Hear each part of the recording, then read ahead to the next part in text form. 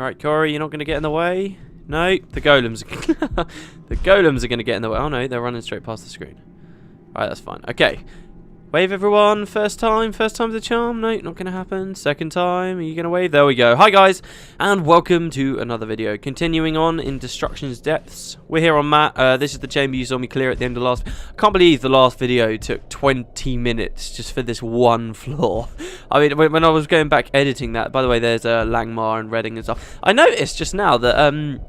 Thingy died, Jen Valenfield died, and like they don't res after that, so I wonder whether you could say, I don't remember them being in Guild Wars Beyond, so I wonder if they're specifically dead. Langmar has a big role in Guild Wars Beyond, but Chance Redding and Jen Valenfield, I don't think they do. I think they might even be supposed to die here. Speaking of which, oh, there's a core over there, I can't be bothered. Speaking of which, I actually managed to save some of the even Vanguard this time, because I'm on Matt's really OP team. I didn't actually change the heroes in the end. I decided I couldn't be bothered to do that.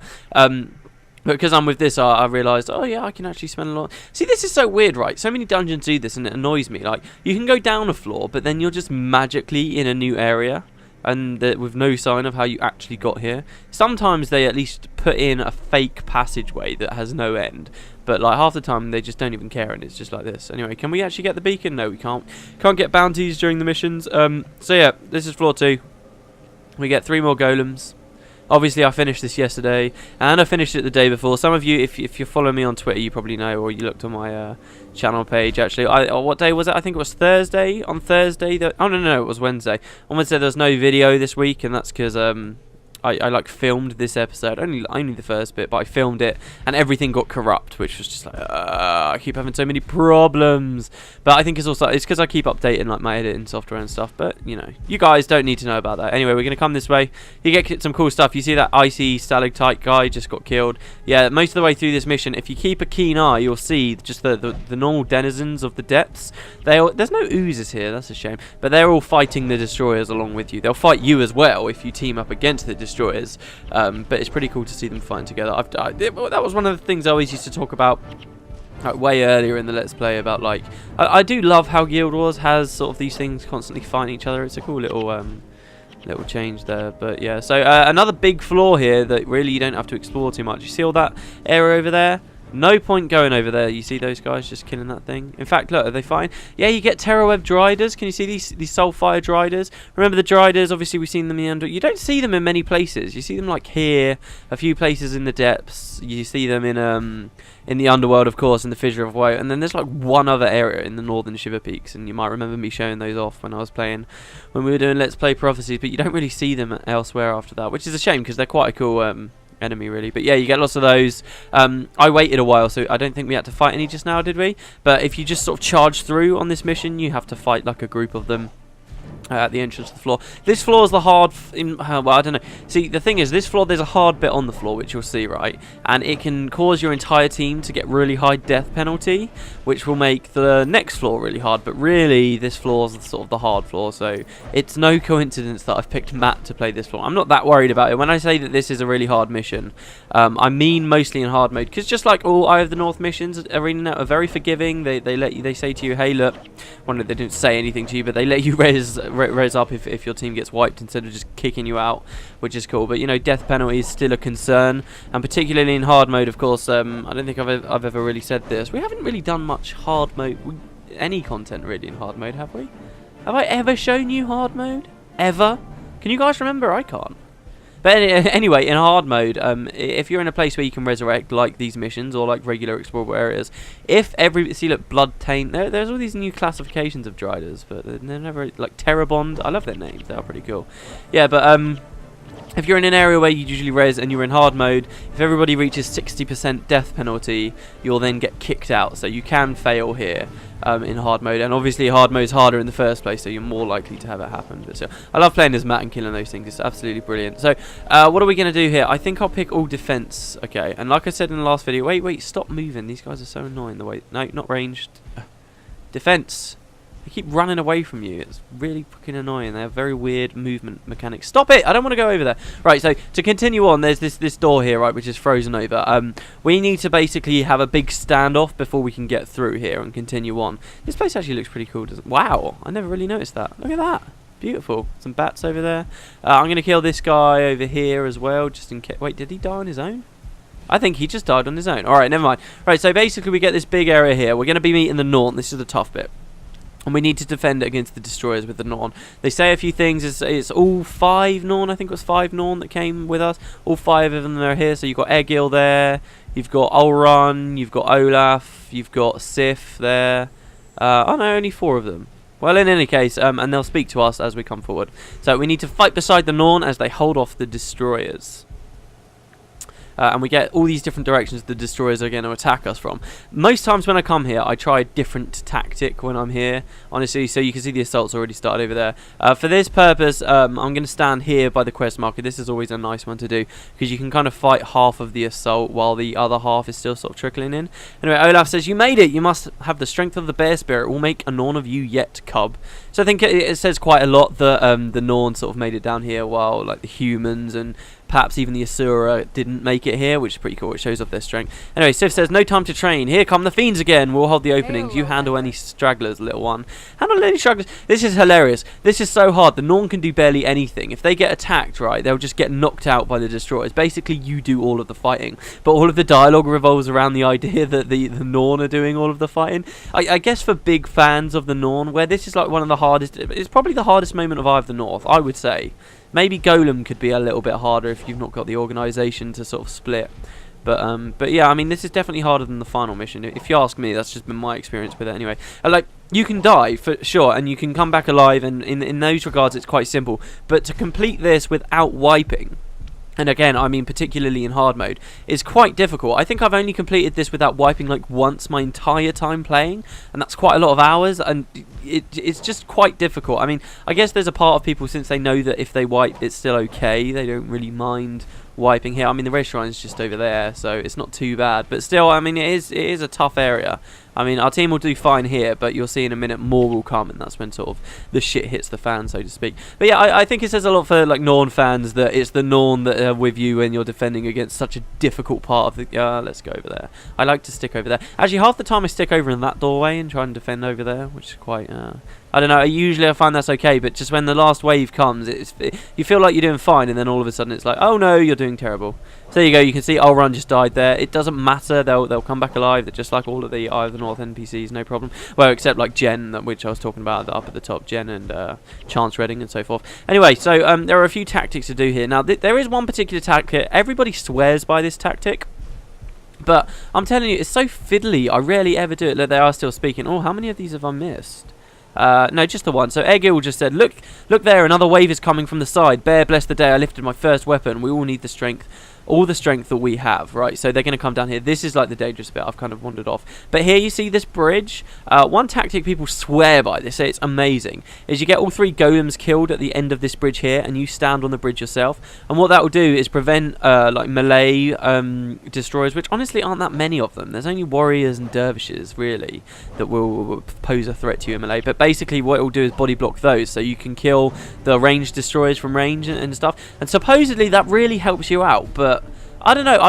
When Eye of the North came out and I would like pug this with people, people always used to try it, but it was so fiddly. We'd always like end up wiping because people were focusing too much on these weird positions that tactic requires and stuff. I'm sure there is a simple way to do it. It wouldn't have become such a well-known and put forward strategy if it wasn't simple in some regard.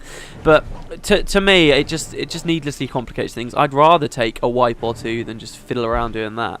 And you know, yeah. But apparently, it does make it a lot easier. How much easier? I really couldn't tell you, but yeah. Okay, so some more guys here. This isn't the really dangerous wave yet, clearly. You'll know when it's the really hard one because just loads of things will come. I'm pretty sure Matt will survive this. I mean, I've survived it plenty of times in normal mode without dying. And where we're using such a powerful build, we'll probably be okay. I mean, look, nobody's even taking any damage. But it's something I thought I would know. I've probably banged on about how hard this is for far too long, and some of you have got your eyebrows raised, but...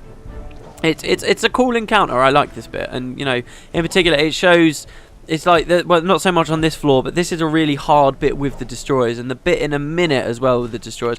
I get the feeling that this is like the hard mission for Eye of the North, because the last mission, how do I describe it without kind of spoiling things? But the last mission is more sort of I think it's deliberately easier to make players feel more comfortable and happy with the ending of the game rather than just being sort of super frustrated because it's a hard mission. I think Arenanet do that a lot. Like, look at the end of Nightfall as well. And to a degree, factions, though Shiro was quite hard in that final mission.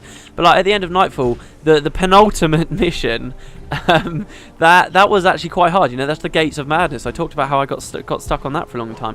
And again, here we are, and this is quite hard. And I would say harder than the last mission. And factions, I never really talked about it much, but Raisu Palace, it had its challenges. Is that it? Are we done? No way are we done. Wow, is that it? Oh my god, that's it. Okay, well, usually that's really hard, but there you go. I just wiped the floor with them. Okay, more dialogue. Ulran says, those monsters of yours, they fight like Norn. With you by our side, we cannot fail. Sif says, those stone dwarves held their own like true heroes. You did well too. That seems to be the last of them, just when it was getting interesting. Follow me. This is the way to the central transfer chamber. Oh my god. This line here, just when it was getting interesting, is usually quite hilarious because the Norn typically spend all their time dead on the floor, and then they get up and they're like, oh, it's just getting interesting. Okay, it's very typical sort of Norn attitude. Anyway, Olaf says, allow me, a little ice never kept a Norn from reaching his prey. The dwarves are through there. Seems like they've already found the Asura gate. You'd best get going. And we say, I'm on my way. May the bear spirits see me through. Why is my dog like pawing at my door? How very weird. He usually only does that when he's scared because the doors in the house are banging. Anyway, right, so I just missed an animation over here of Olaf burning down the door, but we didn't really miss that much. You can go up where the destroyers came. There's not that much to see. Hold on, guys. I'm going to let the dog in. 1 second.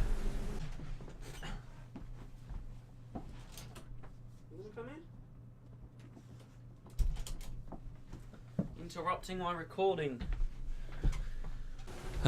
Okay, we're back. So yeah, you can go up where the destroyers came from. It's not too cool up there. You can just sort of walk away, and then it sort of just becomes a dead end, as these things usually do. But here we go. Okay, so Olaf says, I've got something to discuss with these bugs after seeing what they did to the temple. I love how the Norn just sort of treat the destroyers as bugs. These are threatening Tyria. They're a sign of Primordus. Primordus, not Pridomus, yes, you guys said. In fact, one person said, and then he got loads of thumbs up. So yes, I'll try and say Primordus. I always get these things wrong, but yeah. So these are a sign of Primordus. This is why, by the way, now that this is sort of out in the open, I may as well be a bit more clear about this.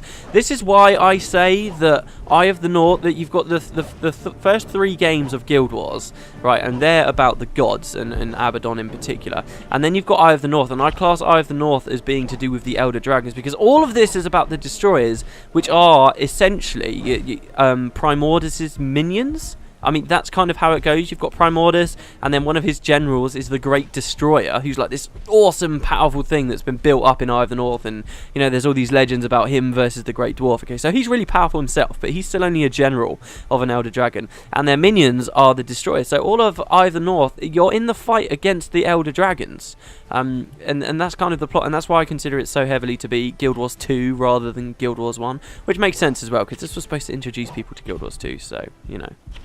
But yeah, we're coming up to the end of the floor here. As I was going to say earlier, obviously we've met the Norn. We've met everybody now, basically. The Norn, the dwarves are the only ones left, and I like this because they sort of have the Norn really deep down in really dangerous areas. Does a lot of justice to the Norn as a race, particularly considering how few Norn there are. Like I say, I can imagine a lot of Norn fans pointing to this and be like, the Norn are badass. And then they have the dwarves come after it, and we're about to see the dwarves. And this is really important because they fall into a really bad loot trap here with this whole ritual that they do with the dwarves, which I'll point out after we see the cutscene at the end of this mission.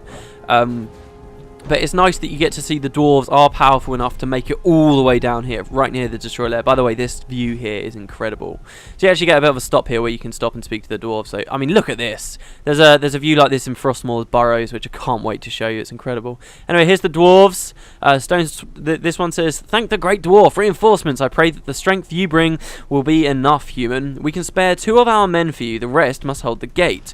My kinsmen, our entire lives and the lives of our ancestors have led to this moment. The strength of the great dwarf flows through us. Go, clear the central transfer chamber. Our sacrifice will not be in vain. Follow me through that gate for Deldramore. If you wait here, lots of destroyers will actually come and fight, so you do want to get a move on sharpest. This is cool though. This is like the last kind of thing you really see of the dwarves. It's cool that you get this little speech. You can just run past and go straight through the gate.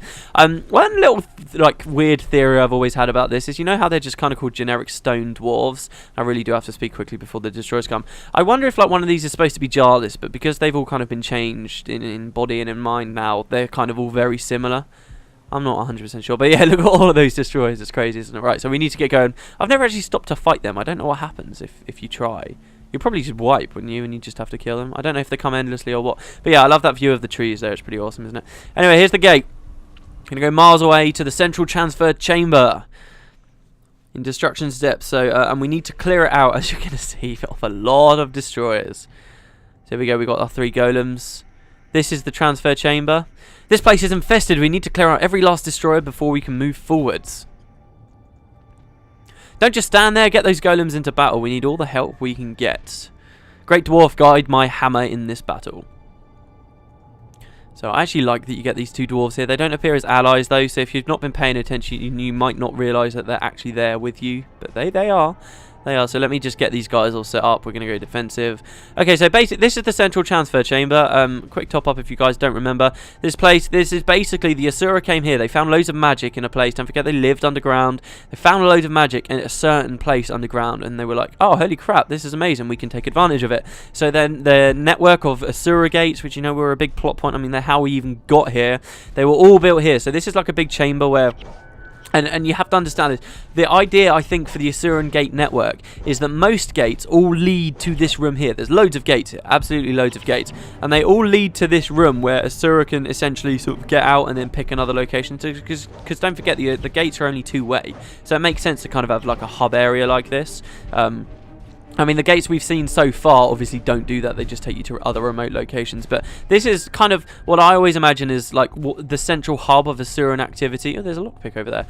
Before they drove to the surface. And I've thought that for a long time. There's actually been a few blog posts out since then. I think it was particularly in Asura Week that they were talking about it. And they actually talked about some of the other like cities that exist that the Asura used to live in underground. It's really, really cool if you read about those. I can't remember what they're called, but they all end in like Ratasum is, so they were like, I don't know, it's like Quatul Sum or stuff. It's really, really cool. But basically this was like where most of the Asura were, like a really, really cool place. So this is a very significant area. We obviously had the cutscene where Vec was like, I know where that is, I know where that is, and everybody's just ignoring them. And yeah, so we're finally here. What's cool about this, I may as well go and talk about it while we're actually...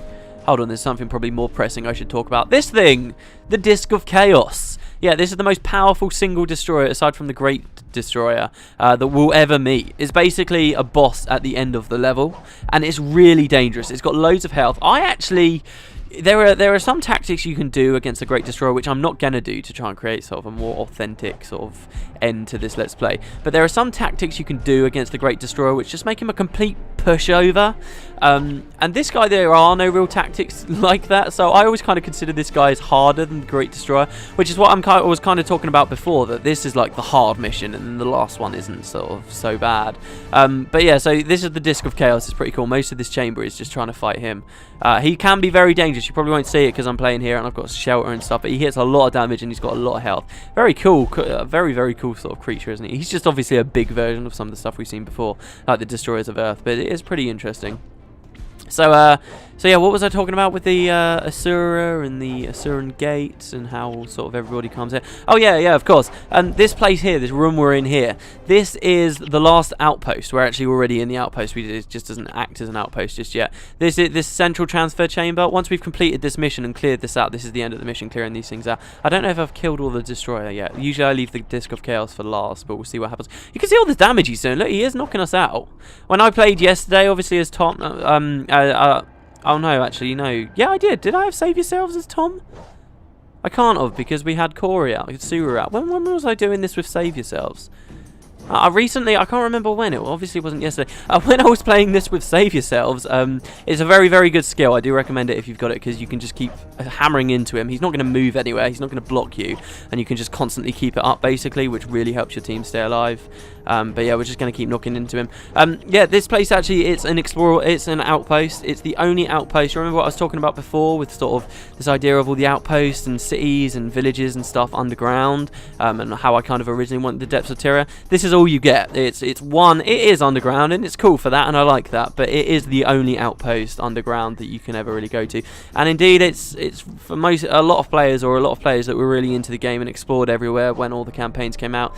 This was the last place we ever came to, and there's a lot of cool stuff here, but I'm kind of getting ahead of myself because That's kind of what we'll be looking at next video. We'll be looking at, like, there's some interesting quests and indeed a challenge mission, which I'm sure if you know what it is about, you've probably been looking forward to that, because it's a very cool challenge mission, and it's about Glint. I won't say any more than that, but it's about Glint. It's really cool. So, come on. Yeah, you can just see how much health this guy's got. Like, and he's so big, you can barely even see his health bar. Look, he's still got, like, just under 50% of his health left. It's unbelievable. You just got to keep hammering into him. Not sure I can do commentary the whole way, guys. I'm not. Oh, hold on, actually. Let's start getting our golems back up. Look, they all died on the exact same spot. How weird is that? It must have been like a flame burst that knocked them out. We can also configure them to be ranged as well if you really want. Yes, yes. I'll recharge you. You can also use these guys, as I said when I first got in here, there are different ways that you can sort of take advantage of these guys and create sort of choke points and stuff. They're really good for that. It's not just at the bit where you're defending with the Norn. You can use it here if you really want. Like, this guy's got a lot of powerful point-blank AoE. Oi, get back here. Damn it. This guy's got a lot of point-blank AoE, so you can use the golems to, like, block him behind the staircase, for instance. Again, it's fiddly, though. It's fiddly. So I have actually done that one before, but it's still just... I wouldn't recommend it over other tactics, for instance. But if you do that, then you can just let your ranged people do it. I mean, I wouldn't be interested in doing it right now anyway, because we're all melee characters. So we'd be completely useless. We'd just stand there and be like, oh, right, we can't really do anything. Okay, never mind. But, I mean, if you're a caster and you've only got caster henchmen with you, then yeah, go for it. I do see that Corey's dead. I just don't care. I really don't. Come on, die. Please die. See, the second I move away to look at his health bar, all of the bloody golems leave. Oh, one of them's still set to defense. Hold on. Yeah, I like the golems. It's a cool little mechanic for this mission. It's a shame they don't come with you for the last mission as well, I think. But we'll see why that kind of happens in a minute. But it is a pretty cool cutscene coming up. Second to last cutscene in all of Eye of the North. I want to say in all of the Let's Play as well, but in Guild Wars Beyond, there are some very crude cutscenes. I guess they are cutscenes, so we will be seeing a few more, I suppose, once this is over. Come on, do you want to die already? You can actually, I like how you can already see like the stalls and stuff, like abandoned by the Asura. But as soon as we've cleared this out, we'll be able to have pretty close access. There we go, to the Great Destroyer himself. So, speaking of which, that's what this cutscene's called, the Great Destroyer. Cue mystical music.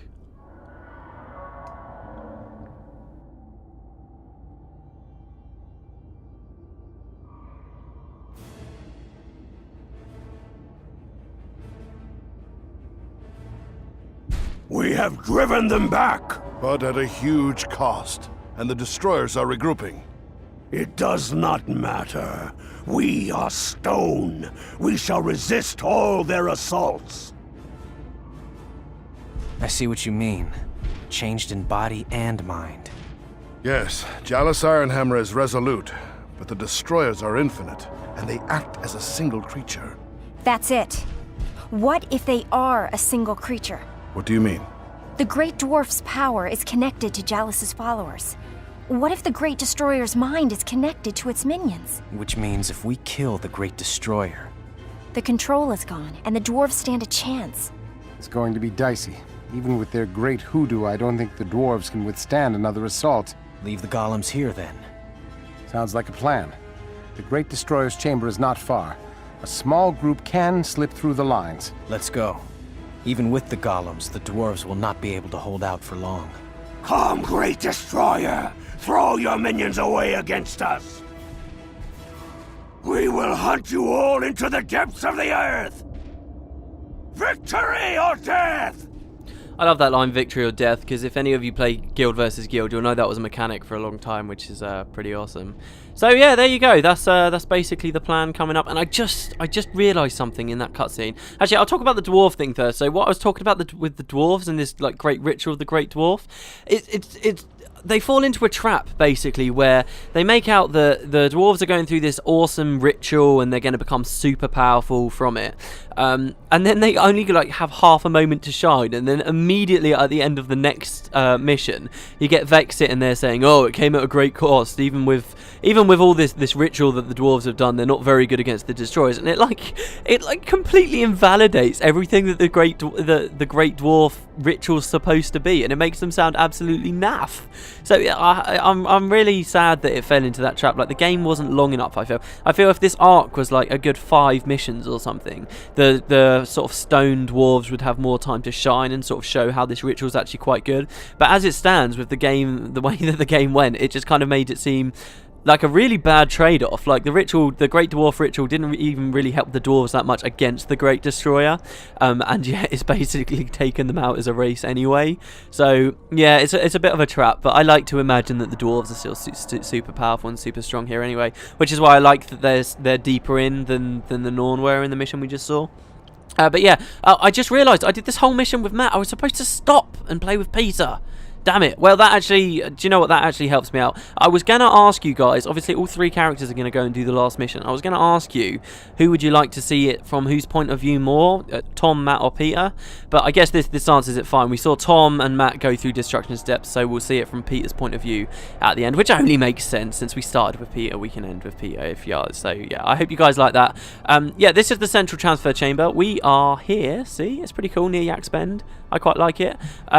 But yeah, I'll talk more about this next video. I mean, we're already on 26 minutes, so I hope you guys enjoyed this one. It was a bit longer, but I hope you enjoyed it. And yeah, I guess I will see you next time. Have a great day, guys, and I'll see you tomorrow, which is Saturday. So yeah, see you later.